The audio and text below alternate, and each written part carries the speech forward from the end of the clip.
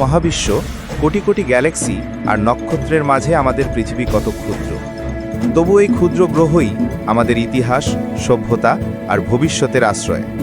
এই ডকুমেন্টারি ভিডিওতে জানুন মহাবিশ্বের জন্ম, বিগ ব্যাং থেকে গ্যালাক্সি সৃষ্টি, পৃথিবীর ইতিহাস ও সভ্যতার গল্প, মানুষের প্রযুক্তি আর ভবিষ্যতের স্বপ্ন। কেন আমরা সবাই নক্ষত্রের ধূলিকণা? ভিডিওটি পুরোটা দেখুন, কারণ এটি শুধু মহাকাশের গল্প নয়, এটি মানুষের অতীত, বর্তমান আর ভবিষ্যতের দার্শনিক যাত্রা। অসীম এই মহাবিশ্ব, যেখানে crore crore Galaxy, billion billion নক্ষত্র আর অসংখ্য রহস্য। আমরা মানুষ, একটি ছোট্ট নীল গ্রহের ক্ষুদ্র প্রাণী। তবু আমরা ছুঁতে চাই মহাবিশ্বের সীমানা। 13.8 বিলিয়ন বছর আগে ঘটে গেল মহাবিস্ফোরণ, বিগ ব্যাং।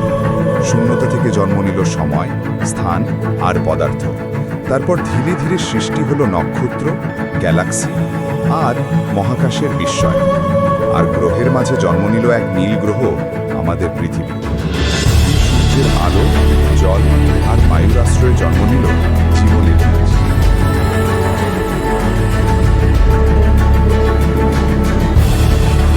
ডাইনোসরের যুগে পৃথিবী ভরে উঠেছিল অদ্ভুত জীবের গর্জন।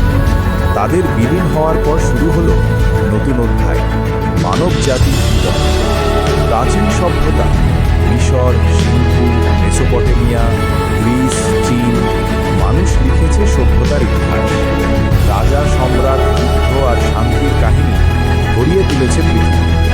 সভ্যতা এসেছে, আবার বিলীন হয়েছে, কিন্তু পৃথিবী রয়ে গেছে চিরন্তন। আজ আমরা প্রযুক্তির যুগে দাঁড়িয়ে আছি। মহাকাশযান পাঠাচ্ছি মঙ্গল গ্রহে, টেলিস্কোপ দিয়ে উকি দিচ্ছি মহাবিশ্বের গভীর রহস্যে। তবুও প্রশ্ন থেকে যায়, আমরা কি আমাদের পৃথিবীকে রক্ষা করতে পারছি?